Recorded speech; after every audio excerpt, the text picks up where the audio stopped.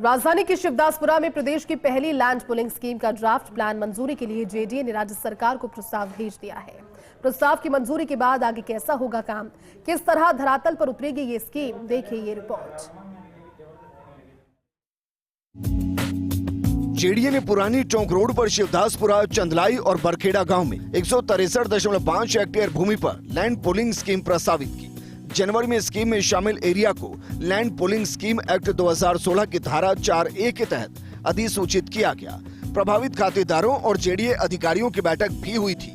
JDA ने land pulling act के तहत स्कीम का ड्राफ्ट प्लान भी 24 फरवरी को जारी कर दिया था। आपत्ति और सुझाव मांगे गए। आपत्ति और सुझावों के निस्तारण के बाद जेडीए ने अब ड्राफ्ट प्लान मंजूरी के लिए राज्य सरकार को भेज दिया। जेडीए के जोन उपायुक्त 14 को स्कीम का लैंड पुलिंग ऑफिसर नियुक्त करने के लिए भी प्रस्ताव भेजा गया। लैंड पुलिंग स्कीम की बात करें तो लैंड पुलिंग स्कीम के अंदर 40 फीट से लेकर 200 फीट तक चौड़ी सड़कें प्रस्तावित है। टोंक रोड की तरफ जोनल डेवलपमेंट प्लान की 200 फीट और 300 फीट चौड़ी सड़क प्रस्तावित है। बरखेड़ा की तरफ 100 फीट चौड़ी सड़क प्रस्तावित है। स्कीम की ज्यादातर भूमि का मास्टर प्लान में आवासीय भू उपयोग है, जबकि बची हुई जमीन का रिक्रिएशनल, पब्लिक और सेमी पब्लिक भू उपयोग है। स्कीम को धरातल पर उतारने और विकास पर करीब 223 करोड़ रुपए खर्च होंगे। इसमें स्टाफ का वेतन और अन्य खर्च भी शामिल है। जमीन मालिकों से भी हिस्सेदारी लेने का स्कीम में प्रावधान है।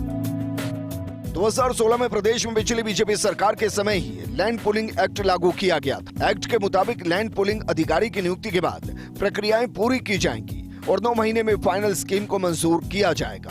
फाइनल स्कीम की मंजूरी के बाद मौके पर काम शुरू होगा। ड्राफ्ट प्लान के मुताबिक कुल भूमि में से कितनी भूमि का क्या उपयोग होगा और खातेदारों के हिस्से में कितनी जमीन आएगी, इसको भी जान लेते हैं।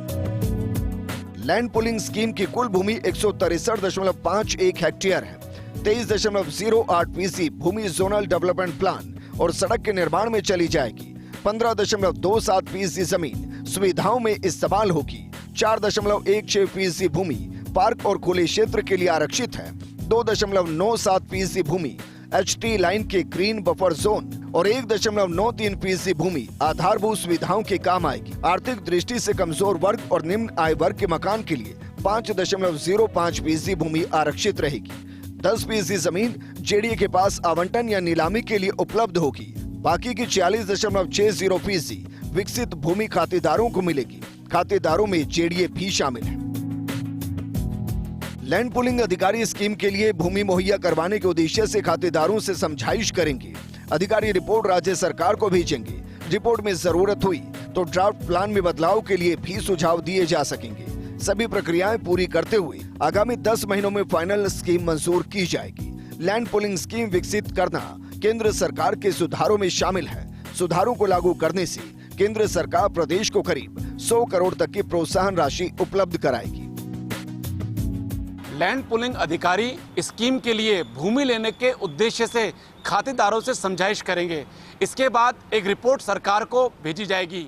इसी तरह पहले प्रारंभिक स्कीम और उसके बाद फाइनल स्कीम तैयार की जाएगी और राज्य सरकार इस फाइनल स्कीम पर मंजूरी देगी। एक्ट के मुताबिक आगामी 9 से 10 महीने में ये सारा काम किया जाएगा।